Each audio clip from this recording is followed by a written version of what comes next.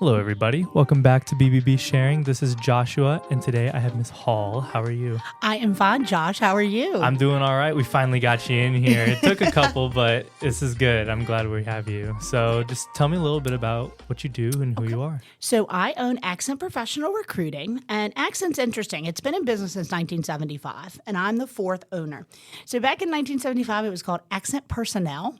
So if that doesn't kind of that's an old time. Like it's like 9 That to is very 5. office-y. It's very office-y, right? And so then fast forward to 2001, my mentor, her name was Angie Furby, and she bought the company after being there as a recruiter. She bought it in 2001, and then in 2007, Accent placed me at my first sales role, which was at Xerox. And so I sold for Xerox for about 3 years, and then in 2010, I was like, there are better people to sell technology than myself. And so I joined Accent directly as a recruiter. And then in 2015, Angie sold the business to another gentleman.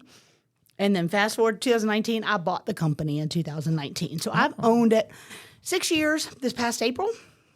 And obviously the name is now Accent Professional Recruiting. So Accent itself, once Angie bought the business, she changed the name from Personnel to Accent Professional Recruiting. And we decided, Angie was a salesperson, and we decided at that point, she decided that we would focus solely on sales, finding sales professionals across the U.S.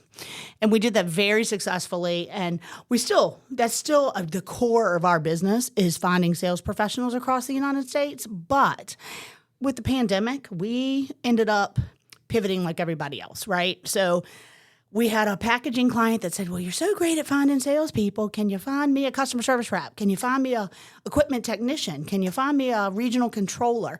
And we could. So we diversified in some aspects. What holds true today is Accent does find talent across the U.S. We do all direct hire, so no staffing, but we do it in a variety of industries. The top 5 are going to be packaging and supply chain, construction and building products, professional services, and the industrial manufacturing space. And then we'll round that out. We don't do a lot of medical or IT. We'll do software sales, but just some one-offs. Like we recruit for a lot of different types of companies here in Richmond, so pretty industry agnostic. But those are the top 4 where we tend to play. Okay. Now, are those the top 4 because those are just more sought after and like just heavy when it comes to getting people? I'll tell you why. It's very organic because like we'll have one manager that we recruited for one company, then they move and go to another. So it just so happened the construction and building products started with a commercial HVAC firm back in 2010. And we started doing a lot of HVAC on the commercial side. That led into roofing. Then that led into flooring. And so just as the industry itself, and now we're doing quite a bit of GC, general contractor work. And we're doing project managers, estimators, and superintendents. And I'll tell you, the reason that industry, for example, has been so big for us is because they're really hard to find. Salespeople aren't as hard to find, but especially on the trade side, that true technical side is very hard. There are not enough people come out of school. And unfortunately, they use us because we have to go headhunt and take people from other companies.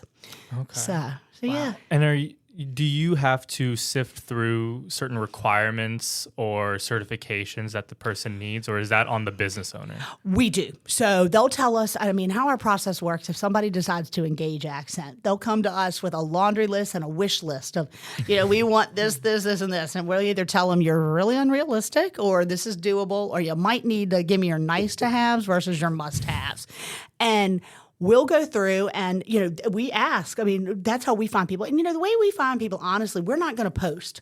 Like a lot of people use job boards to post. And I don't want to sift through all the applicants that they would get that are not qualified, right? That's not. So we're taking more of that headhunting approach where we are going after passive candidates that are probably employed. They might not be looking at all. And we're reaching out to them and saying, hey, do you know XYZ company? They're fantastic. They're confidentially looking for a project manager. And your credential, according to what we see, you're a fit for this role. Are you open to a conversation?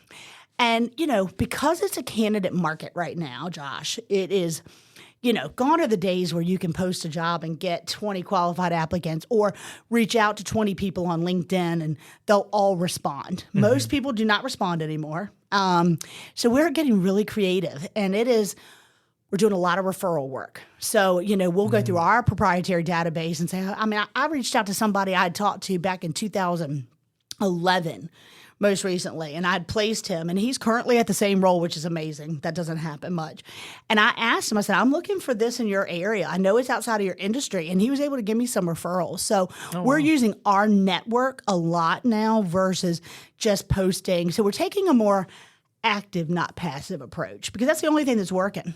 Yeah, that makes sense. I couldn't tell you the amount of times because my dad, we have a bakery. Oh, you do? Yeah, and I don't know how the difference is between what you do and like just the restaurant industry in general. Restaurant industry is tough to recruit for. I spent a lot of time in it. So, but there's just so many times of like sifting through applications and the amount of time that you're just wasting.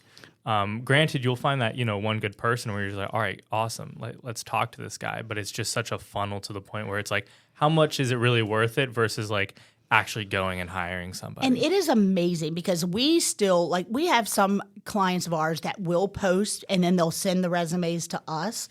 It is amazing how many people apply to a job, which shows they're interested, right? They either never call you back, or they schedule an interview and don't show up.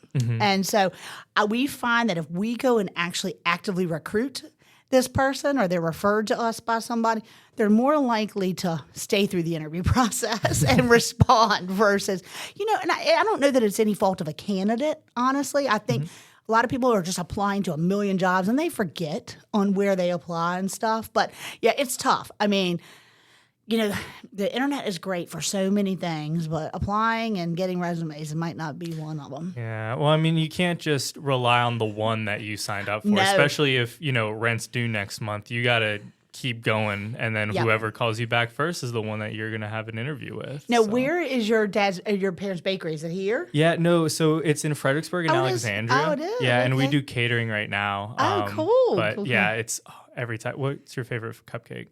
What's my I'm a traditional red velvet and cream. I mean, that's traditional. Well, that's our best seller. So, it is? Yeah. Okay. Well, good. Next time I'm here, you need to have some. You got to let me know. Okay, I will. Because, I do love red velvet and cream cheese frosting. Awesome. What's your favorite cupcake? Mine, we have two. There's a chocolate cupcake with a bit peanut butter frosting, which is really good. And we inject peanut butter into the cake itself. Okay. But we also have a banana cake with Nutella frosting, which is just crazy. I bet you people love that. It's nuts, yeah. Now, have they brought you any cupcakes here? Oh, yeah. They're so delicious.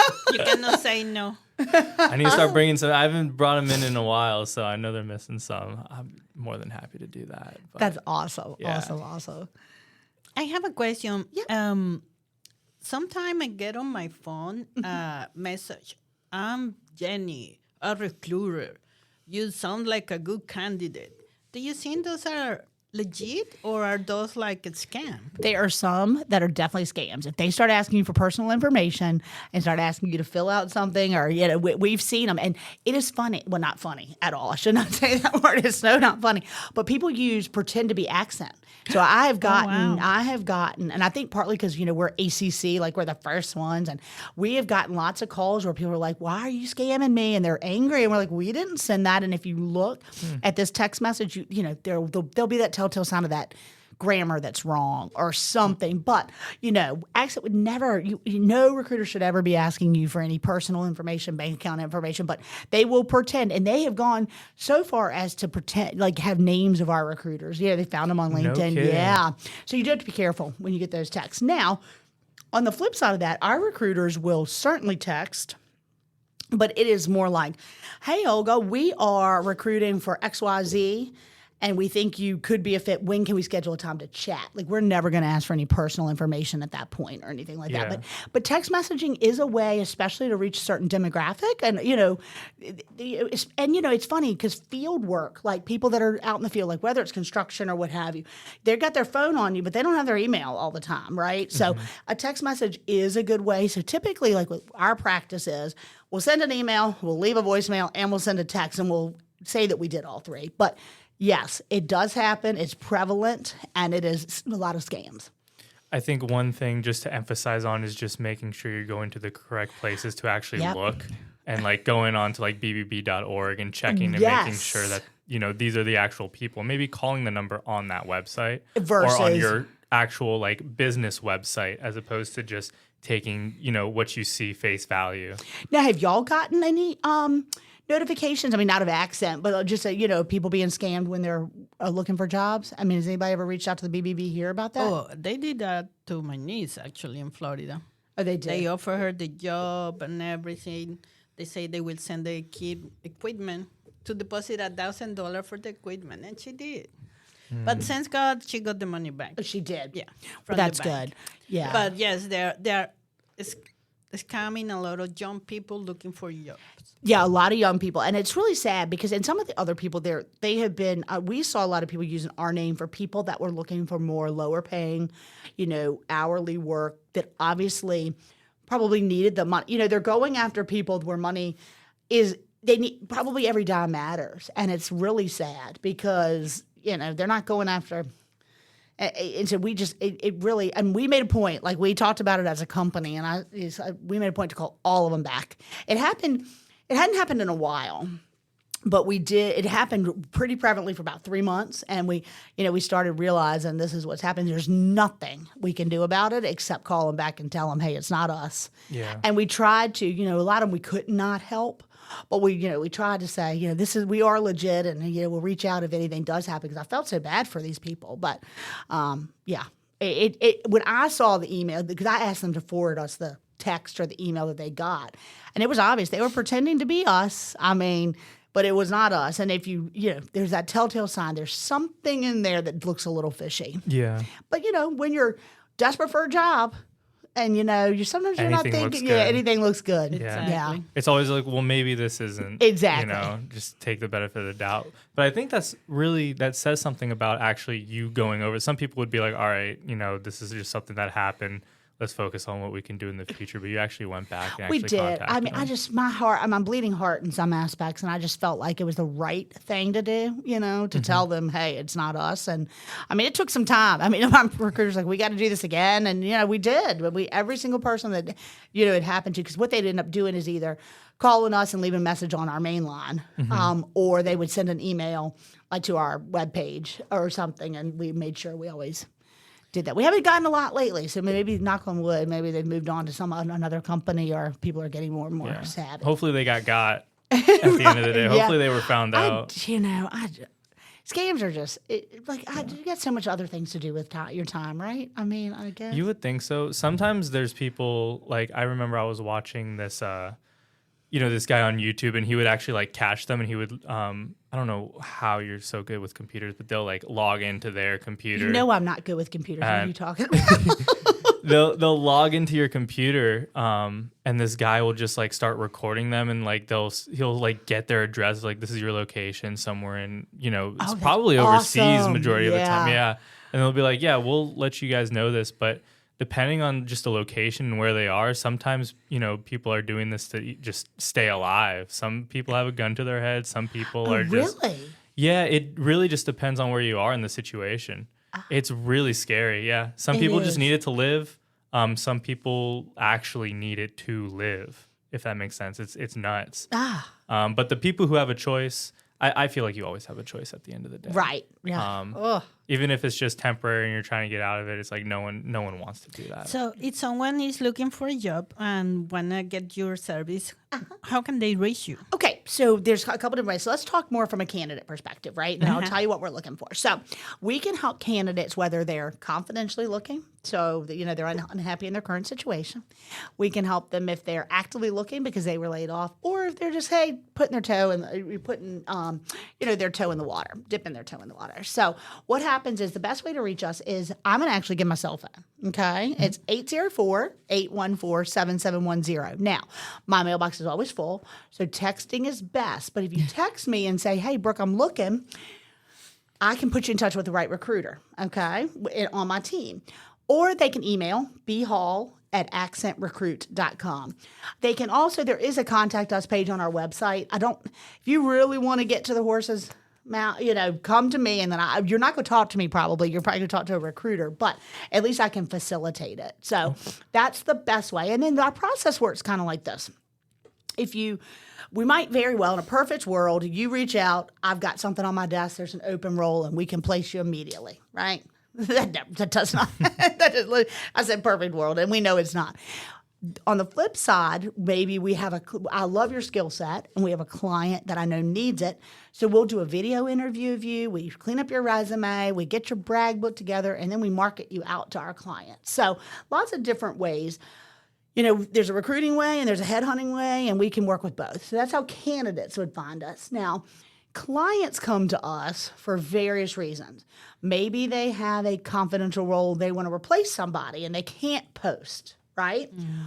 Or we have clients that come to us that say, our industry's really small. I'm best friends with every competitor, and I can't go take from the competitor because I play golf with them every day or every weekend. But you can, so you go be the bad guy to take this person. So a lot, they reach out to us too because they don't have time. Like they don't have time to sift through all the resumes to get nothing. They don't have time to go and headhunt and prospect, because it really is almost a sales role, because I've got to sell. If somebody's not actively looking, I've got to sell your company to a potential candidate who might be employed and then make that match happen. So they would find us the same way, but the process is a little bit different if you're a business looking for talent. And for young people that is just coming out of the university and they don't know, because I think that the best way to do that if you're in the university is doing this internship, and then you probably will get hired, or at least you have that in your resume. But a lot of people don't have the chance to do it. So what would you recommend to those young people out of the university? So it is tough. I mean, I graduated from the University of Virginia, 30 years ago? Don't tell. Well, I'm live, so everybody already knows now. But, and I didn't know what to do, right? I mean, it is not easy because everybody wants experience. But I if you can't do an internship, you kind of have to go about it the same way. There are some companies that we have clients now that will look right for people right out of the universities. But, if you don't have a specialized degree, it's a little tougher. But you can go work at there's some companies that love to hire directly out, and they train you up. So it's really trying to find that company that will look. But you need to sell yourself apart. I recommend anybody at the university, if you could. If you don't play a sport, that's okay. But if you get in student government, or you can get just set yourself apart. Also, you always want to put on your resume, if you paid your way through school. That's a huge one. Like, I never really knew how important, employers love to see that. They're like, they can pay their way, they can work, pay their way through school, and then graduate. That just speaks volumes. So, it is not easy finding a job online. It is not. I say you apply to the black hole, but I think aligning yourself with a recruiter is always a great way to be seen if you don't have that experience. And you can do that also if you're switching career. For example, if you are in marketing and you want to move to human resource. Yes. How can you do that? You've got to have an advocate, because applying online, you got to think, it was before AI, it was still bad. I mean, what you still needed the keywords, so you're probably pigeonholed, obviously. So you're going to need an advocate, whether it is a recruiter like Accent or there's career coaching firms like Lee Hecht Harrison is out there. They're great. So you just need to find an advocate that can help you, outline your resume, tell your story, and get seen that way. Okay. Well, thank you so much for joining. Thank you, guys. This was easy and painless. I appreciate y'all having me. I told you it would be. Y'all are great. Thank you. Have a great afternoon. You as well. Anybody who's watching, just make sure to follow us on Spotify, YouTube, LinkedIn, Facebook, Better Business Bureau, BBB, Central Virginia. Also, just Ignite Spark by BBB. You guys enjoy the rest of your day. Thank you.